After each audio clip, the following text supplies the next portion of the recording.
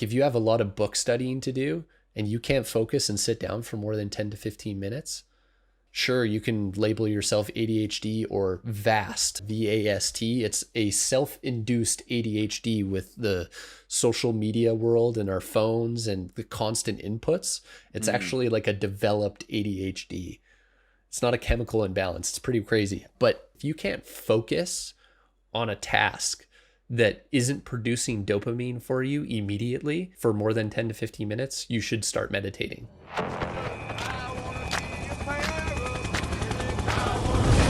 Welcome to another episode of the Rescue Swimmer Mindset Podcast. I'm your host, Vince.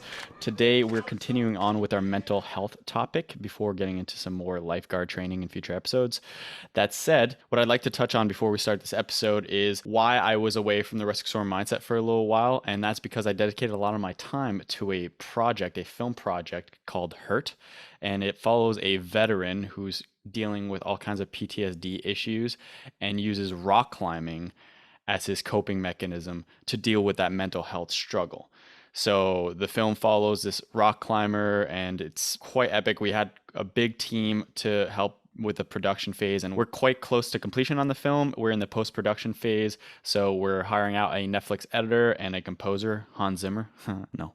Hans Zimmer's little cousin? No, I wish. But we're trying to raise funds and pursuing grants as well. But we have an Indiegogo page. If you want to go check out the trailer, that's where you can look at it. We're trying to raise awareness for seeking help when you have a mental health issue or you're dealing with PTSD, which a lot of friends in our community have struggled with PTSD, myself included. So that's really why we made this film, is to raise that awareness for people to hopefully seek out the help that they need, and also to just highlight a different coping mechanism that I was personally using to cope with my own issues. So it's a rock climbing action-based drama.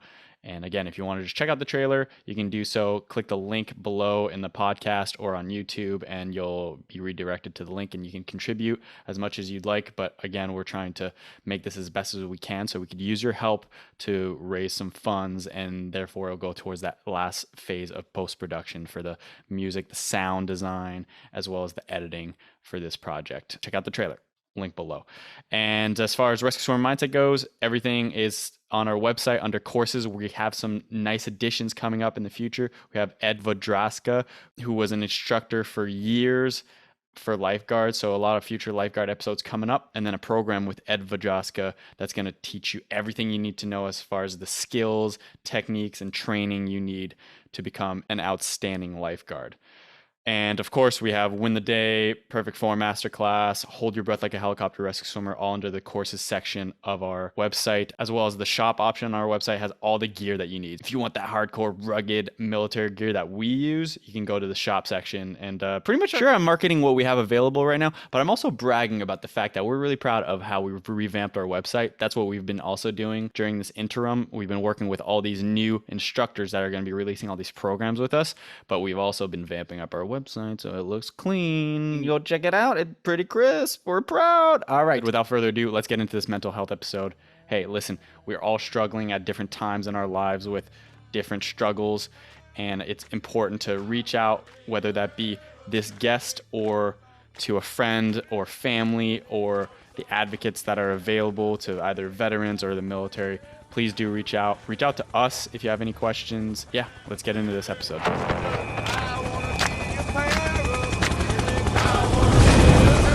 Callan Martins, thanks so much for joining us. Yeah, dude. Yeah, why don't you tell folks what you run? You run a men's mental health organization. Yeah, so I'm just a men's mental health advocate and coach. I've been trying to help the younger men, but it's been challenging because most of the younger men have different focus, and it's been hard to get into the ideal demographic. I've actually been helping a lot of people that are older than me that have wasted their entire 20s and are now in their 30s going like, I don't know what I'm doing with my life. And that's kind of where I've come in and helped them and guide them into a direction that has been building them a better life and more joy and happiness over, I don't know, just like a slump or wall as most people kind of hit that. Yeah, it's been a very rewarding journey for sure. Why do you think it's been harder to attain that 20-year-old range? Because that is mostly our demographic. Yeah, and I think my take on it is that when we're in that 18 to 25 range, we really focus on the things that don't really matter in life. Like we're in full discovery phase. Life is punching us in the face. We're trying to figure out rent, bills, finances, relationships, all this stuff. And I think we just kind of play. We're not in the sense of like wanting to figure out life. We're not wanting to get more self-aware or try to figure out what's going to work for us in the future. We're just focused on the here, the right now, and she's looking good and she's looking, you know what I mean? Like the focus isn't aligned. So, the guys that I do talk to in that demographic are usually in a really, really rough spot. They're really rock bottom. They've gotten themselves in a really shitty situation and just can't, like they're lost. They're so lost, and it sucks because it's like you want to get people before they get to that point, like you want to be able to help people, guide them. Like you don't want to help people when they're absolute bottom. It's like, hey, as you're on that downslope, let's get you steadied off so we can, bring that back up. Where it's like that rock bottom, it's so hard to get you motivated and inspired and feel happy and gratitude and all that stuff when you're at rock bottom. It's like, it's tough. That's true. Unfortunately, I think a lot of us, or just in general, as human beings, we tend to only seek out that help when we hit that, or at least what we consider rock bottom. That's often why I think people say, you can't really help somebody. They can only help themselves. And there's some truth and falsehood in that, in the sense that, okay, well, maybe the truth is, you're only going to really do it when you feel like that need is banging at your door, right? Yeah. Well, it's the same thing with prayer, right? Like we only pray when we are actually like we need it. We don't pray when we're in a good spot.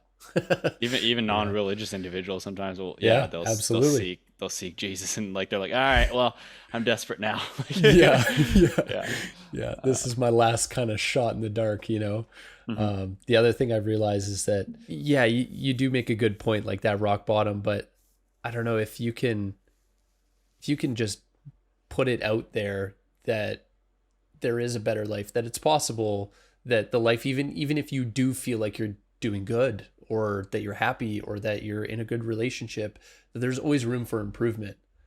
Providing that information to somebody, hey, look, there's more to life than what you're living right now. I know it could be great. I know it could be awesome, but it can always be better. Or you can always, like, man, the amount of progress that I've made in my relationship over the last 2 years even is just insane, like unfathomable to who I was 5 years ago. Because of like the person that I desire to become, the person that I'm constantly in pursuit of. And in that journey is like my relationship grows, my career grows, my opportunities, man, like, oh my goodness, the opportunities that have come into my life is just insane. And you don't realize that the opportunities are there until you've gone ahead and tried to better yourself and tried and seeked them out. Like I've had opportunities come at me left, right, and center just because I'm doing what I'm doing. Yeah.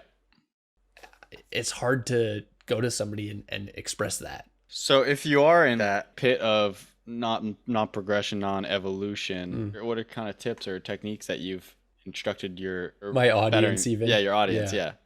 Yeah. So I usually start off really digging through past. I first start, with where you are at, what's going on, what's really tangling you up, what's stressing you out, what's making you sad. Did you go through a breakup? Did you lose a family member? Like what has brought you to this place? Where are you at right now? Where have you been? So we figure out what kind of accomplishments that you've made in the past, what kind of trauma you've been through, divorced parents, loss of a sibling, like all these crazy things that you don't really think about. We dig through them, and then we figure out where you want to go. Because when we find out where we are, where we've been, it's easier to find out where we want to go, because we can understand more or less how to achieve that when we've dug through the past and where we are at right now. So I first start on that timeline. The motivator and the thing that typically gets people going is hope and the desire for help. And I can't give that to people at the level that they really need it. You know, I can only show them the door. I can't make them walk through it.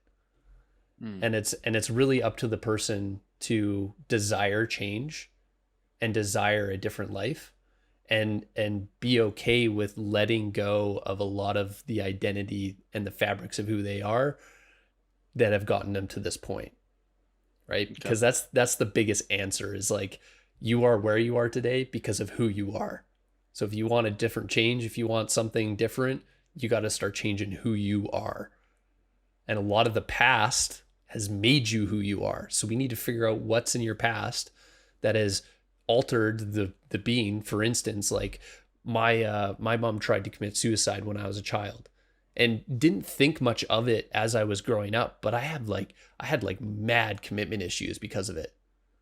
You know, like I didn't think that was tied to it, but like, man, digging into it is like got me all emotional, got me into it a little bit more and more, and digging into it, I was like, I didn't realize how attached I was, and how like I loved her so much, and for her to be able to just take that away from me really impacted me. And I didn't realize how much that did until I went exploring and understood, and self-awareness and all that stuff, and development of that got me to a point where I was like, oh, because of that trauma that sits with me to this day, I can't let people in because I'm so terrified that they can just walk out of my life. You know, it's hard for me to give them love because I know that they can just take that and run away with it. Yeah.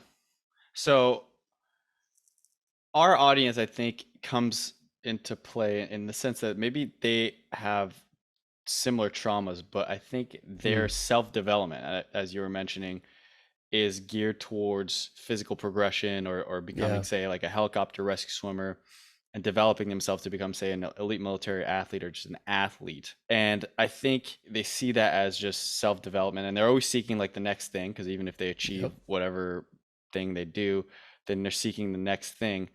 But what I was just talking with my business partner about is, are we often hiding our own spiritual and mental health and self-development by progressing in, say, our career and or our physical, right? Yeah. So have you noticed that being ever an issue in men sometimes, that they bury themselves in career or physicality or progression in those senses, instead of opening up about, say, their past traumas, such as like your Yeah. mother and stuff Yeah. like that? I think for anybody and everybody that wants to get into mental health needs to start with the physical part of it, right? Because the physical part is by key confidence that, you know, you grow on that sense. I think with your audience, they really gear themselves in that physical sense because it gives them a sense of pride, accomplishment, all these emotions, and serotonin, dopamine, right? Like that's in constant flux in their brain. And where I think that maybe a lot of guys or women fall short on the mental side of things is they focus so much on attaching their identity to their physical capabilities. And if there's injury, or if there's something that goes wrong that puts them out of that line, they lose themselves, right? They've built their identity by their physical capabilities and what they're able to do and perform on. And then when it, and if, not saying that could or is going to happen, but if it did, they would lose themselves and they would have to start from ground zero, right? Rebuild an entirely different identity. So if you're in that position where you're feeling like, yeah, my life is my physical capabilities, my career, my everything is based on what I can perform at, then it's like, you got to focus more on who you are as an individual, like, and dive in deep into that self-awareness, because it's like, it's something else. Like, I know there's different variables, as I'd like to mention, you know, leadership roles. You know, a lot of veterans that I have really good conversations with are trying to really dive into like what makes them tick, you know, like, because if you get deep on a level in a veteran, it's like you're commanded on what to do, right? You're told what to do. You're scheduled on what to do. And then you get home and it's like, okay, what's next? You know, and that's what you do when you achieve that next goal. It's like, okay, now I can do this. Well, what's next? well, what's next? And it never ends, right? We're always chasing something. And even if we're not chasing something, we lose a little bit because we're like, well, then I got to figure out where I'm going to go next. Like a veteran comes home, he's like, do I get into real estate? Do I go down and get a trade? Like, what am I going to do with myself? And so if you don't have that self-awareness for even who you are as a person, like extrovert, introvert, those two play a massive role in how you're going to succeed in life. Like me as an introvert my entire life, and then in the last 5 or 6 years making that transition to an extrovert, it takes work. Like it takes a ton of work, man. And that self-development is like, that's where it's at. Like if you don't understand that awareness, it's hard. So what are concrete actions and or steps for people to develop that self-awareness and or self-development, especially gearing towards those athletes? Again, because that was a great example you said, like as far as getting injured, I have tremendous connections of people that associated their identity with the physical, and then they get hurt, and that's exactly what they say is, hey, like I didn't know who I was, and it was, in a sense, it was like the best worst thing to have happen to me is because it forced me to look at myself and try to disassociate from that identity that I had created, right? But for folks that aren't privileged to get injured, that's a terrible thing to say, but like that don't have that big impact of their life, what would you recommend for athletes to, again, develop that self-identity or self-awareness? I mean, the medium is where it's at. And what I mean by medium is your consumption of knowledge, books, podcasts, who you're listening to, who you idolize, like all these things really play a role into how you're going to direct your life. And so if self-awareness is something that you want to take seriously and you think it will benefit your life, then maybe you need to look at Earl Nightingale or Napoleon Hill or Eric Thomas or Ed Milet. Like these guys all have that space pretty well locked down. So if you can get, some sort of value, I want to say value, because value is very, very important in this space, because the way that we function as humans is we're always going for the goal and we don't live by our values. And if we don't understand our values, then your identity is lost when you lose that goal.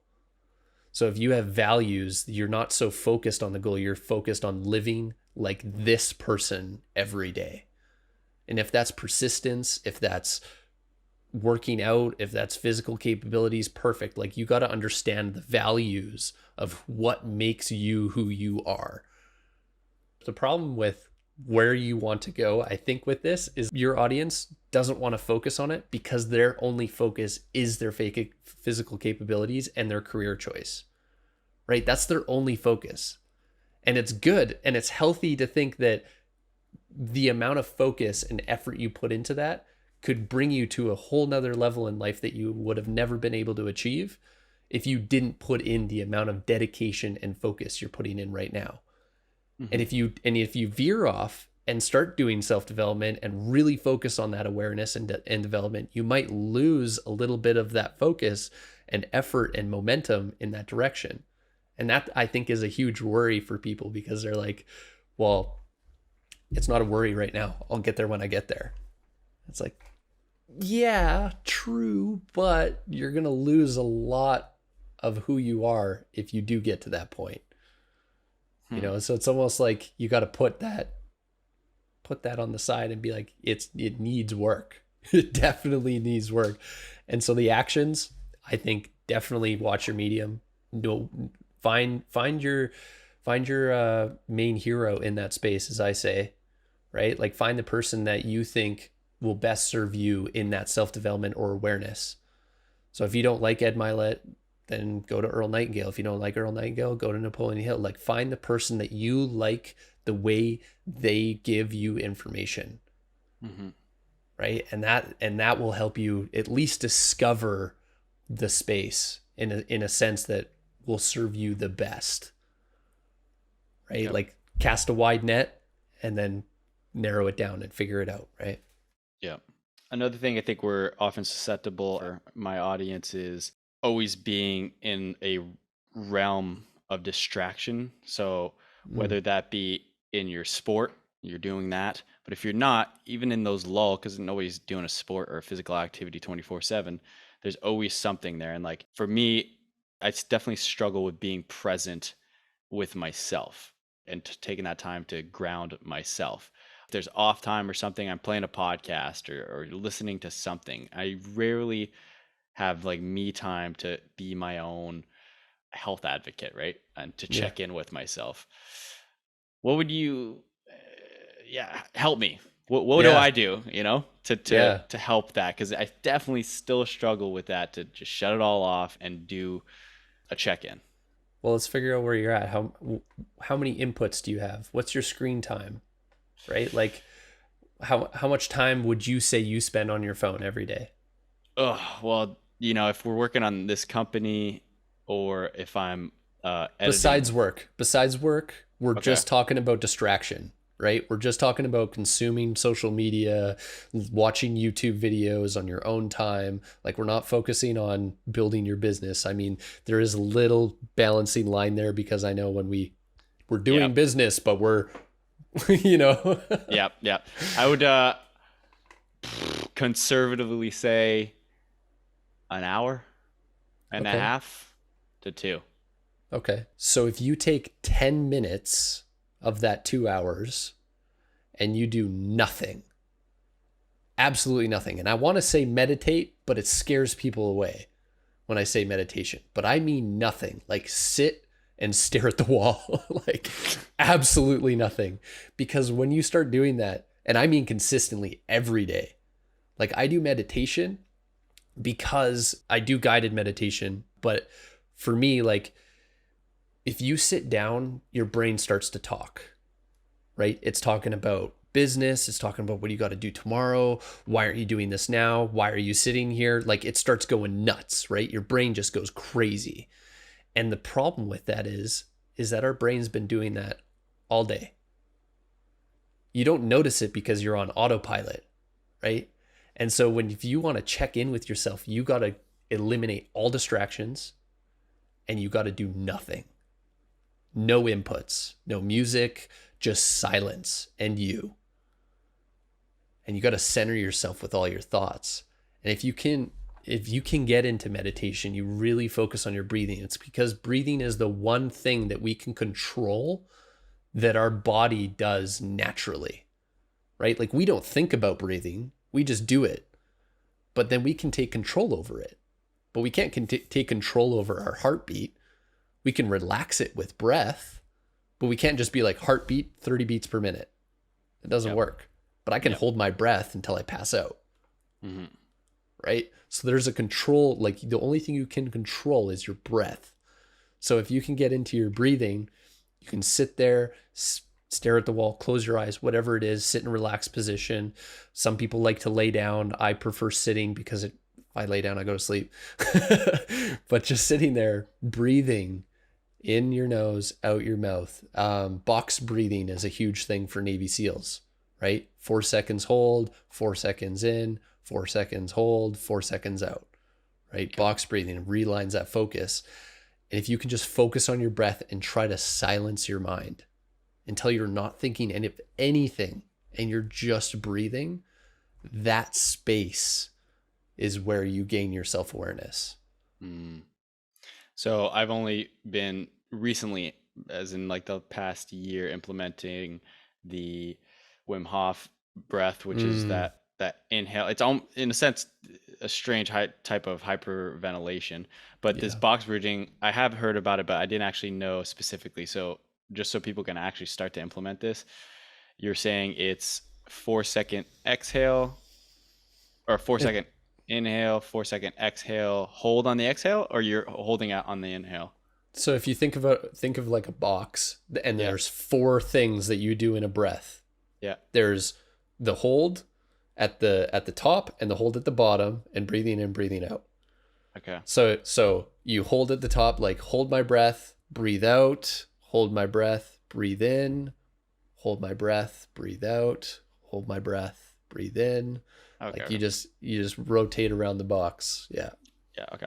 And what's a good time frame to do that? 10 minutes, longer, shorter? As long as it takes for you not to think about it anymore and just to do it naturally and not think about anything. Okay. So if you can't get to that space for 10 minutes, then cut yourself off and try again tomorrow and just keep going. And you almost have to cap yourself off, because if you, I mean, if you're feeling it, continue on, keep going, right? There's this, if you discover that space that I'm talking about, it just feels natural. Like you don't have to think about it anymore because your body has taken that breath over, and your mind has been relaxed and you're not thinking about anything anymore. It's just where you feel the breath the most. It could be in your nose, could be in your stomach.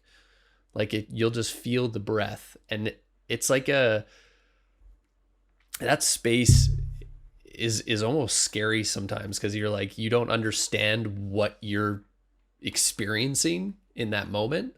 And that's why I think meditation scares people away so much, because it's like, it's all this crazy weird guru shit. It's not. It's really like naturally in our body. Like we can change and alter the state of our brain by our breath. That's pretty crazy. It certainly is. I've done some, I think they call it holotropic breathing, and just different type of breath work sessions with different, I don't know what you call them, but I'm going to call him a breath guru. Yeah.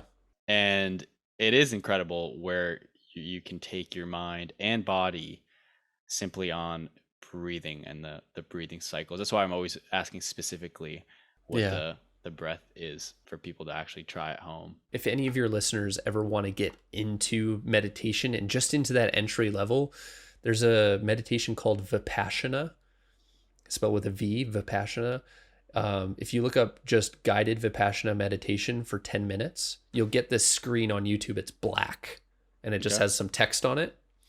That is where I started. And I think it best serves you to just start in there, because it's guided. It's really focused on your breath and drowning out your thoughts, and just focusing on relaxing your body and pushing you into that space. And they have this is guided what again on YouTube? Vipassana. Yeah, Vipassana meditation. And cool. So he has like 5 minute, 10 minute, 15 minute, 20 minute, 30 minute. I think he even has an hour one. Like you can go all levels wherever you're at in the meditation world. Like you can go all levels on it. And there's no music. It is just him and his voice, and he just guides you through it.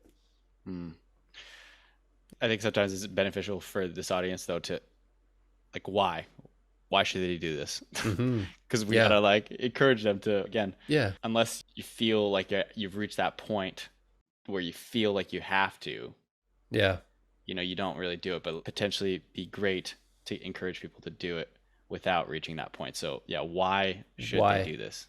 Pain points, man. That's all about the pain points. Yeah. So I was gonna say, give them a warning if you don't do this. So the pain points. One of the biggest ones is focusing while studying. Right. Like if you have a lot of book studying to do and you can't focus and sit down for more than 10 to 15 minutes, like sure, you can label yourself ADHD or VAST. I don't know if you've ever heard of that. VAST. It's a self-induced ADHD with the social media world and our phones and the constant inputs. It's actually like a developed ADHD. It's not a chemical imbalance. It's pretty crazy, but definitely one of the pain points. If you can't focus on a task that isn't producing dopamine for you immediately for more than 10 to 15 minutes, you should start meditating. You need to retrain your brain to be okay without a dopamine fix all the time. Right? Like that is a huge pain point. Like if you're editing a movie or a video, for instance, and it's like you get 10, 15 minutes in, 20 minutes in, and you're just like, all right, I'm done. Like I'm over it. Is like your brain telling you that it's deprived, that it needs that dopamine, it needs serotonin, it needs to feed off of something that's going to excite you. And if you're having troubles with that focus, it's like, dude, you need to realign yourself with your focus. And that is through meditation, through limiting your inputs and distractions. Like that's all for it. Another pain point would be in the gym, muscle awareness. Huge injury prevention thing. If you cannot focus solely on the muscles that you're supposed to be working out in the gym, and you're intensifying your entire body to do a curl, you need more focus. You need more meditation. You need more body awareness so that you can focus on the muscle groups that you're working out. A previous episode, we were talking with a Navy SEAL by the name of Schultz. He was, I believe, if I don't want to get it wrong, but I think he was like a captain. He's definitely an officer. This man is incredible because he's always pursuing that self-development, self-evolution, and even now he's taking when we spoke, he takes a course.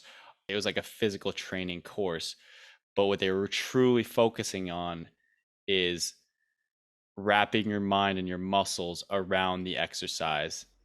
And not attributing the exercise to the weight per se, just simply focusing on doing, I think, not always slow, but oftentimes slow movement, and wrapping your mind around the muscle and how you're doing that exercise, really taking your time for the how you're doing the evolution. And he was saying back in the day of Navy SEAL training, and even now in military training, oftentimes it's like, go, do this. There's not much consciousness or thought that goes into it. You're just pushing that, and like with this objective-ish mind. But really, if you're taking the time to focus on the muscle, you actually get way more benefit, it seems, and apparently a lot better progression too. Well, you get tendon strength, right? That tendon strength obviously goes. Your supporting muscles for them all obviously go, because if you're overcompensating for lifting something, you're working out something else in your body, right? So if you have that muscle awareness down to the point where you're really focused on what needs to be engaged to complete the task, you're going to grow in that area.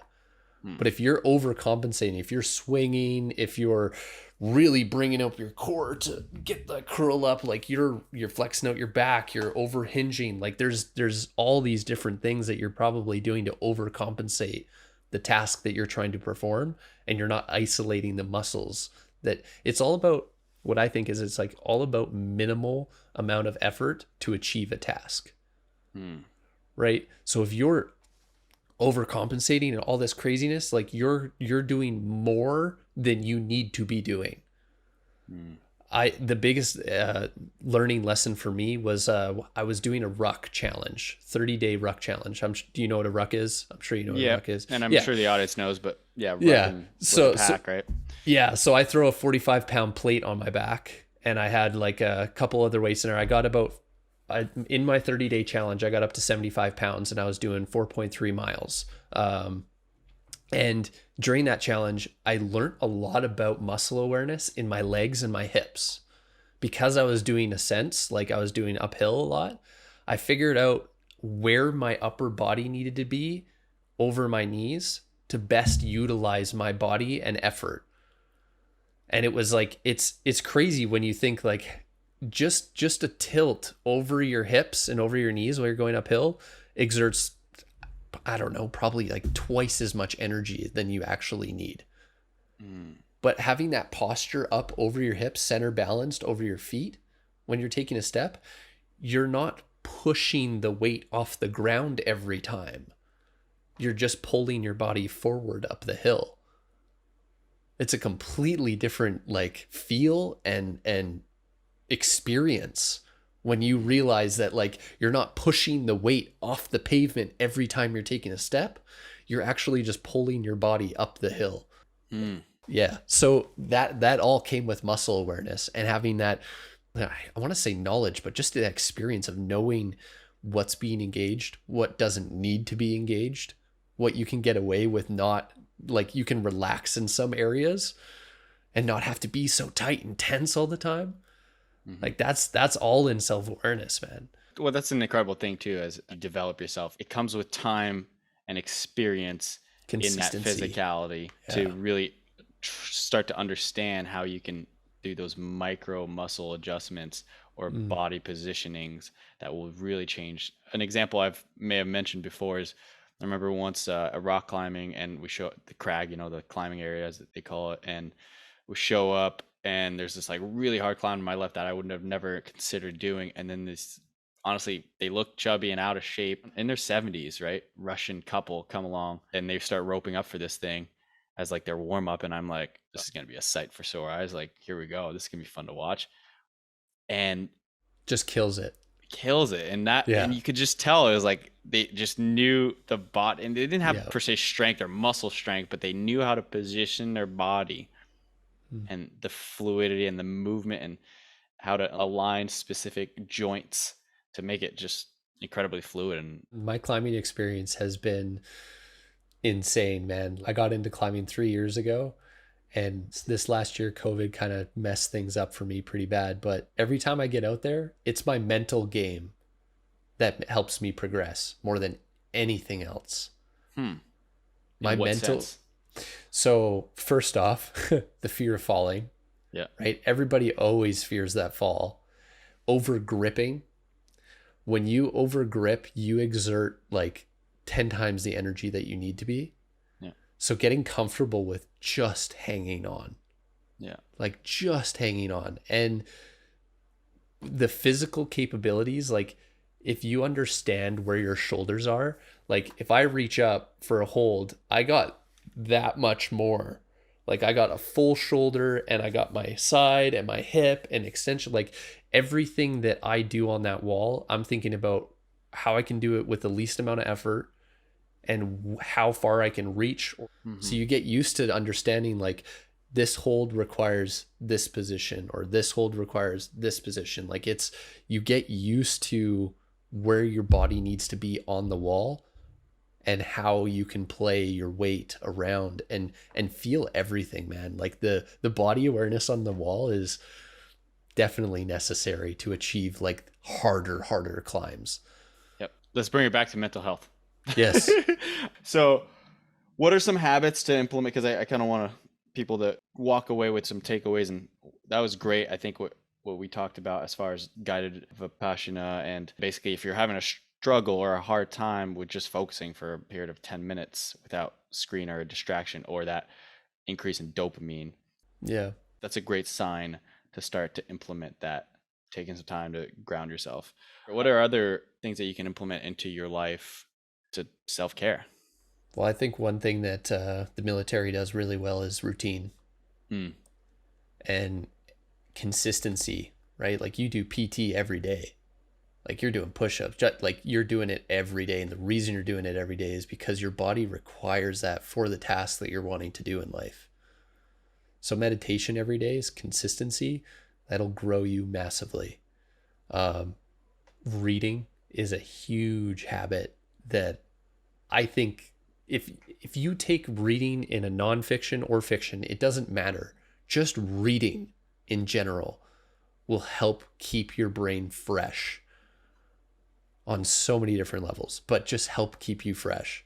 I mean, we can talk about the big ones. Nutrition, I think that's a no-brainer, right? Like what we put in our body, we get out. So if you're eating sugar, like your joints aren't going to be happy with you, you know? So nutrition, meditation, reading, water consumption is huge. I don't know. People don't take that nearly as seriously as they should, right? Like I know tons of people that are like, oh yeah, I drink water. It's like, what do you drink? Well, coffee and tea. And it's like, that's not water. There you go.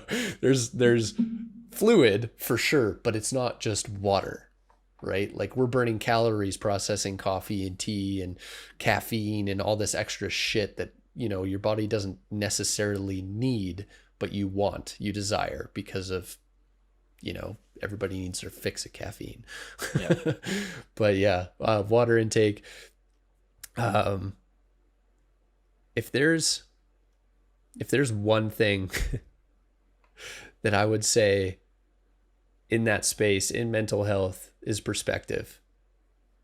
Is the one thing that I think will serve you until the day you die.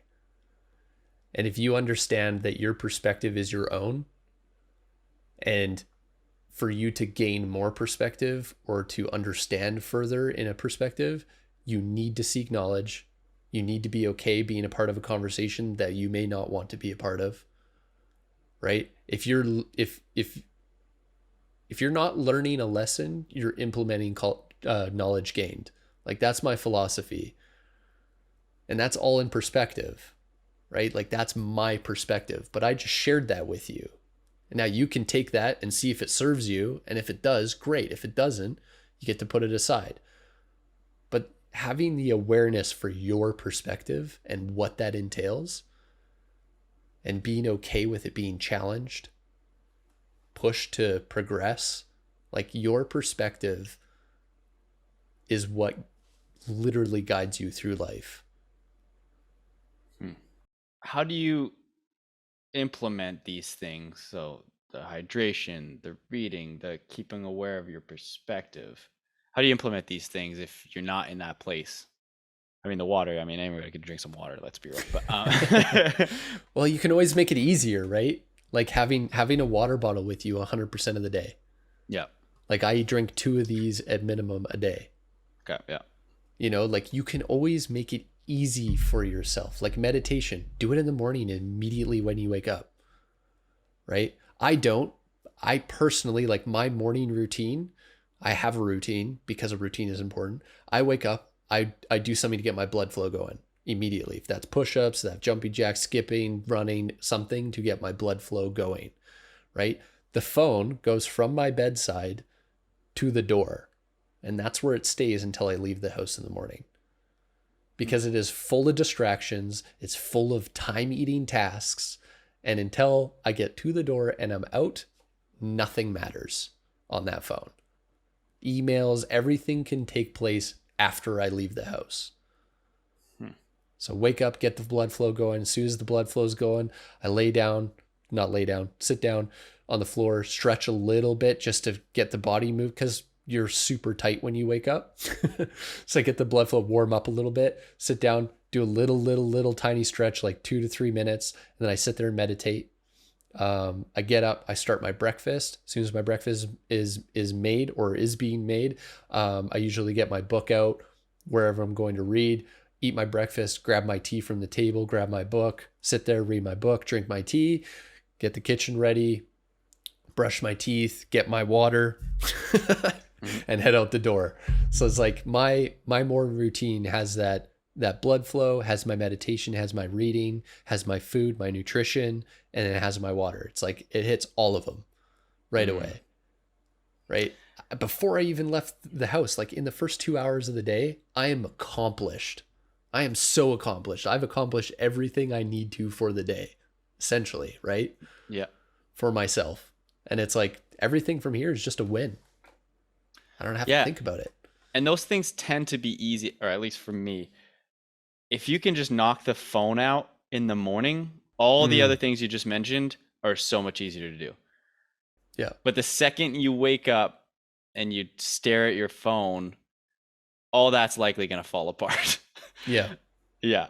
And you're going to look forward to the mornings, actually, if you don't have that phone. Even though initially, I think if you're in that cycle of screen consumption, you have that inclination to get that dopamine rush first thing. But if you don't, then you're really going to look forward to that being present in the morning.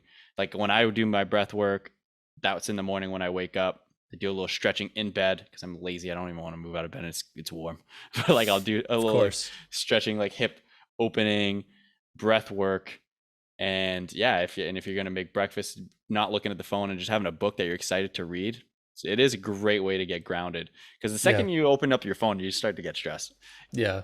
Well, it's the cue in the morning, right? Like we can make not going on your phone easy as well, right? Like if you read the book Atomic Habits, amazing book for habits. But that cue, it talks about cue, like your cue in the morning is your alarm. That alarm has a habit attached to it, right? Your alarm goes off, you want to grab your phone. Once you grab your phone, that's a cue for looking at your phone. Once you look at your phone, social media, emails, everything, that's all, like it all started with your alarm going off, right? So if we can eliminate that, what we do is we take your phone, we put it by the front door and we plug it in when we get in, right? We leave it at the door And we have an alarm clock from Amazon, $20, whatever.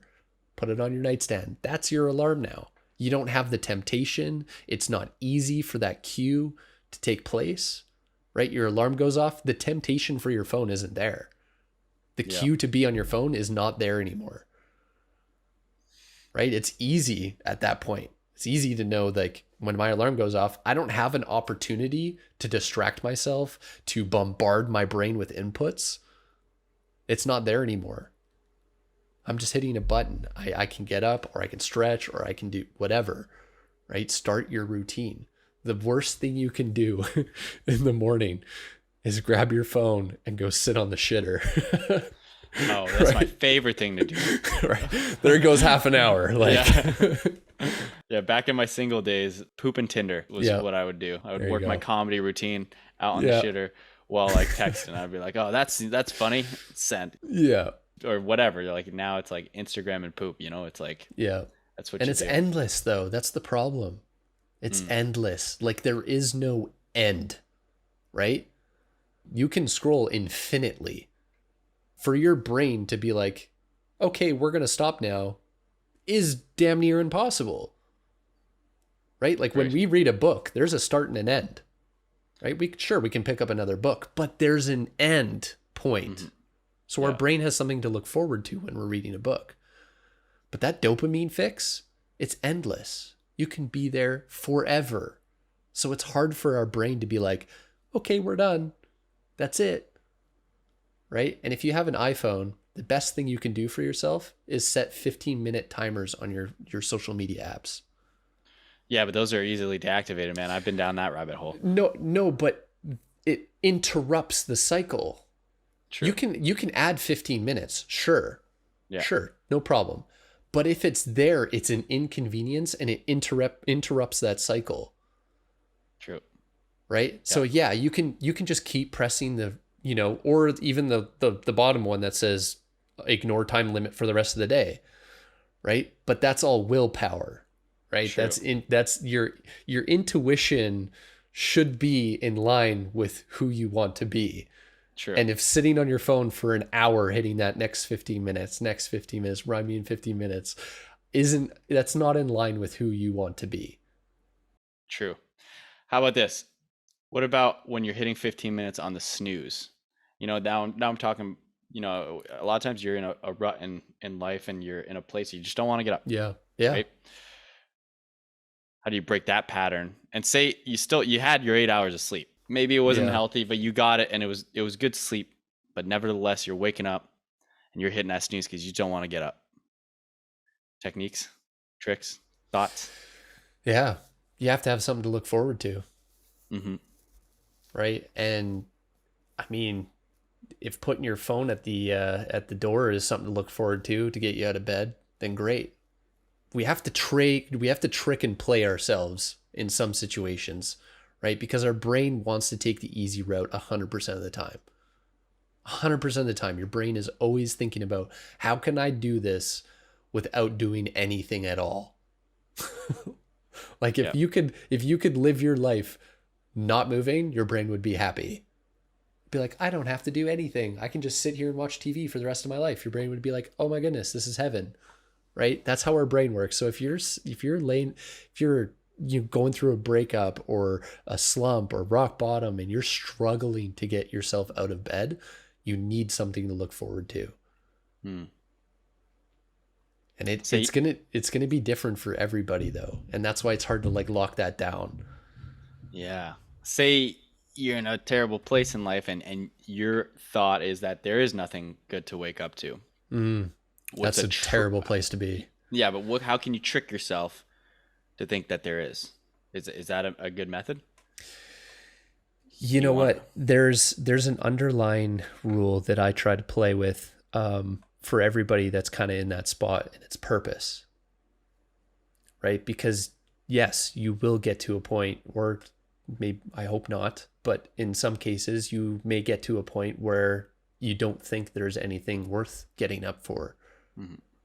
Right? And it's a super shitty place to be. I've been there 3 or 4 times myself. It's a really shitty place to be.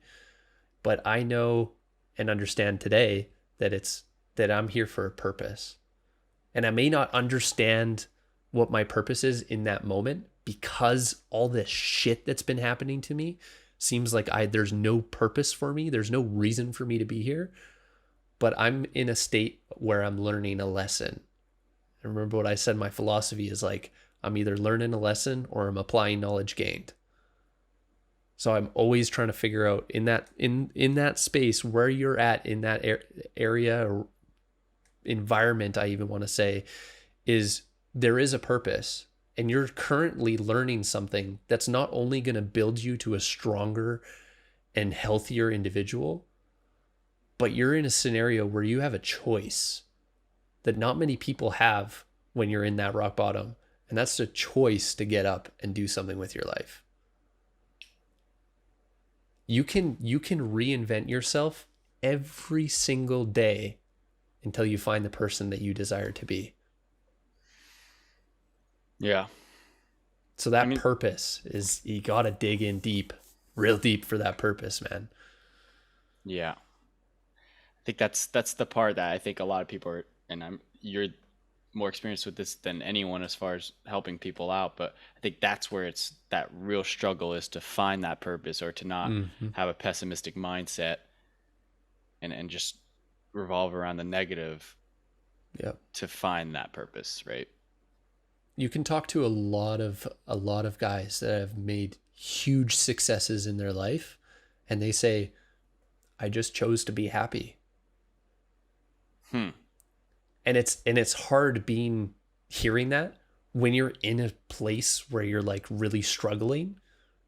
You're like, I can't just choose to be happy. I'm depressed as shit. What are you talking about? You know? But you have the choice to see things. Like, if you're in that really hard place, one actionable item for you, 5 things you're grateful for every day. Realign your focus with the things that you already have or have obtained or have accomplished. Realign yourself with those things, because those things got you to where you are today. And even though you are going through a shit situation, you might have a laptop, you might have a car, you might have an opportunity to work tomorrow and make money. People don't even have that. People don't have fresh water. People don't have a place to shit. Like, dude, you have so much to be grateful for. And if you do that every day, it could totally realign your focus. The really short read, I thought I had it around me here, but the 𝐂 Code, really tiny book. There's 4 things in there, and one of them is gratitude. And if you practice gratitude every day, you might not see change tomorrow, next week, next month, 3 months from now, but I guarantee you it will change your life. Because you're focused. Your focus is on the positive. And when your focus is on the positive, everything else kind of just tackles on your journey.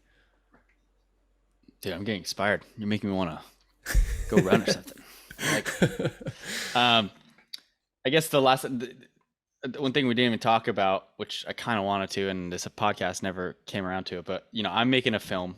The film is based on my own experience, and like a year ago, I was going through my own hard time, and so I wanted to share with people this vision of these people that are often like stuck in an elite or a dopamine or some adrenaline giving endeavor, and they use that in an unhealthy manner. So like this film that I've created is about a rock climber who free solos out of pain, and it's his coping mechanism with his PTSD. He's a veteran, as well as like this breakup that's occurring. Now, this is something that's happened a lot in the rock climbing community. I know there's like soloing post breakup. That's a thing. But I also know in other adrenaline type sports, people use those sports as their coping mechanism because they've kind of lost that self-awareness or that ability to check in or be comfortable with that pain. So they just put everything they have into this sport or this endeavor or this physical achievement, right? Yeah. And I don't think that was like a story that was too shared. But I know that our audience is often a culprit of that. And I was just talking with my business partner, who's also a helicopter rescue swimmer at the time. I was like, do you think a lot of times we just dive into this challenging physical endeavor as a way to push every other problem mentally that we have down, and we're just so focused at achieving that physical or whatever outcome that we're just suppressing everything else? What are things to keep in mind for that? Because again, for me, like, I was just in so much pain. I would feel like all my muscles get tight and like anxiety build, and God forbid if it was raining, I was freaking out. I was like, oh God, because you don't want to go soloing in rain. But sometimes I'd be like, screw it, Yeah. or I just like have to go run or something, or release that energy physically or dangerously. Yeah, what would you say to these athletes that are just chasing that coping mechanism? Well, I'd hate to say, but you're not chasing, you're running. Right? The perspective is that realistically, the trauma isn't going anywhere. It's always going to be with you. And you're not technically coping, you're running. You're finding a way to just temporarily release some of the pain. Right? It's always going to be with you, and it's going to show up again some area in your life. That's how we work. Like we are formed and sculpted by our past. And those traumatic events, if we don't process them, if we don't deal with them, if we don't go back and understand them fully and what we learned and who we maybe are today because of those scenarios and those situations, we won't grow. Those things will always stay with us.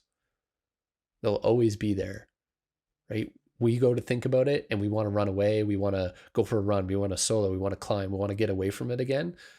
There is some really intense growth that needs to take place around that trauma.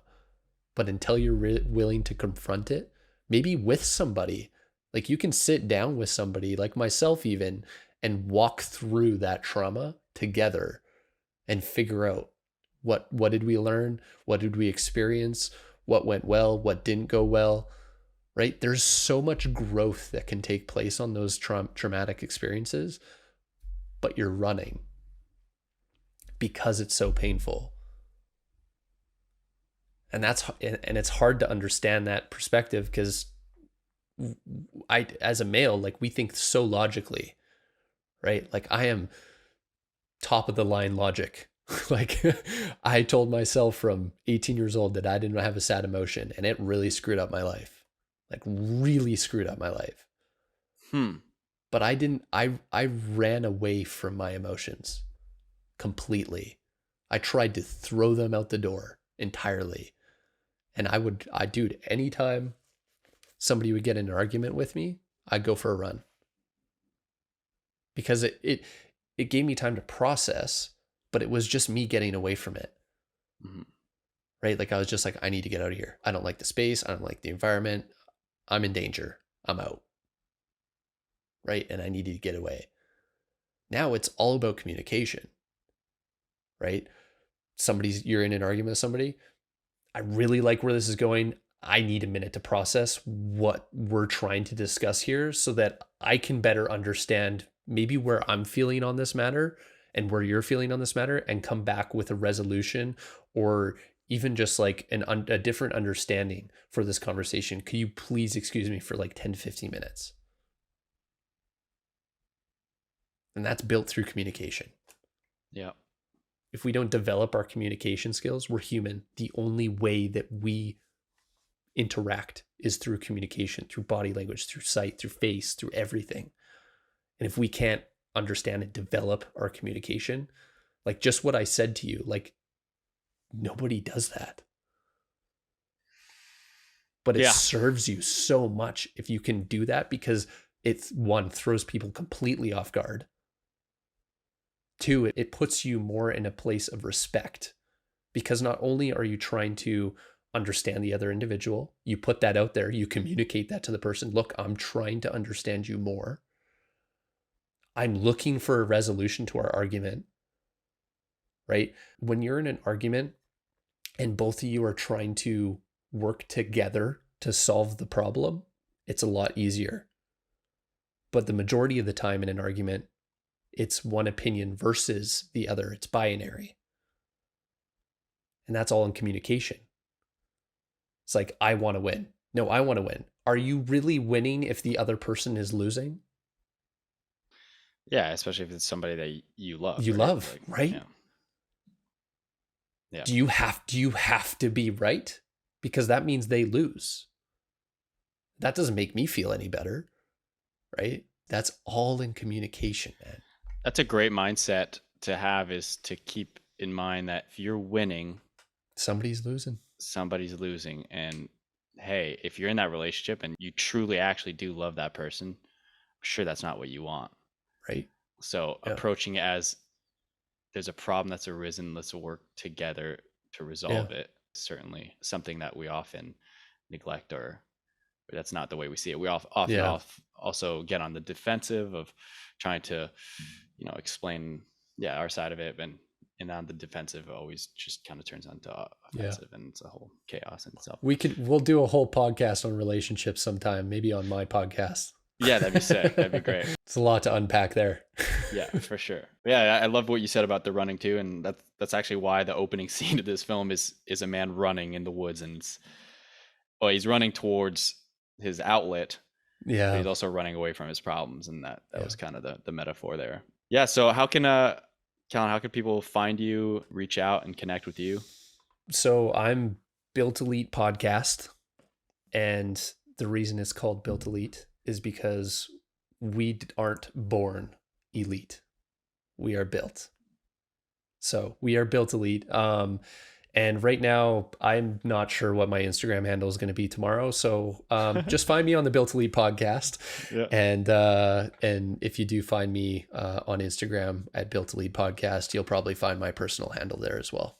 Excellent. Yeah, I know you've helped so many men. And yeah, actually, we didn't talk too much about it, but it sounds like I loved what you were talking about with men. We tend to be very objective in our emotions. I'm culprit of that. I always think I'm above my emotions, or I just don't get affected. And I think in a way, I'm more so than other people sometimes, yes, but I think a lot of that is me suppressing my own issues, right? Is I'm like, oh, I'm calm, cool, and collect. And that's actually something I've talked repeatedly on this podcast about, is something to potentially implement when you're trying to become a rescue swimmer or an elite athlete, is to look strong, be strong. Yeah. And the reason I've explained that is because if you look strong, you're kind of convincing yourself that you are strong, and then you're gonna exude that, and you're gonna show that to instructors or people that are gonna put you through these elite challenges, and you're not showing your vulnerability. But the flaw in that mindset is that you're always pretending like you're above your own emotions. If you adopt that in all aspects of your life, which I have, I think, which was an issue that I only came to reveal a couple of years ago, is I'm always look strong, be strong. And friends and people that are close to me have always addressed, like, hey, you always come off with like a hard exterior, not hard in the sense of like, oh, I'm like tough per se, but hard as in, I'm a jokester and whatever, but there's all like a protective layer around that's based around that look strong, be strong. And I think a lot of men, especially these like elite men, we're vulnerable of doing that, is we're calm emotions and we're burying them down deep.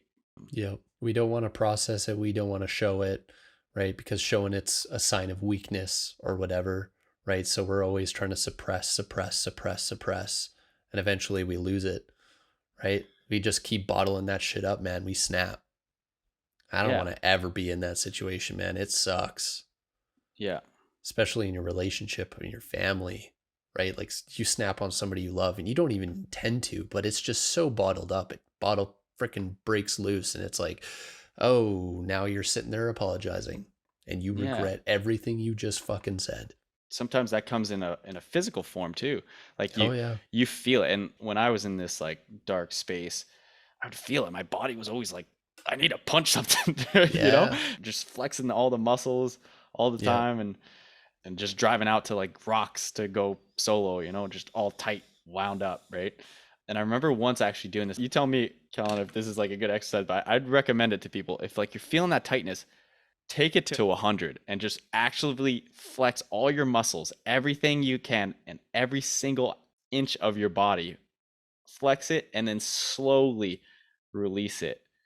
And it kind of lets your body finally be in the state that maybe it should be, because you've just taken it to 100 and overflexed, and then now maybe for a little bit you can realize how tight your body was at that level that you were currently at, you know? Yeah. Anyway, now I'm just ranting. But yeah. Yeah. Let's have another podcast for sure. They can check you out on Built Elite Podcast. Built Elite Podcast. Thanks so much. That was Cal and Martin. Thanks for having me, man.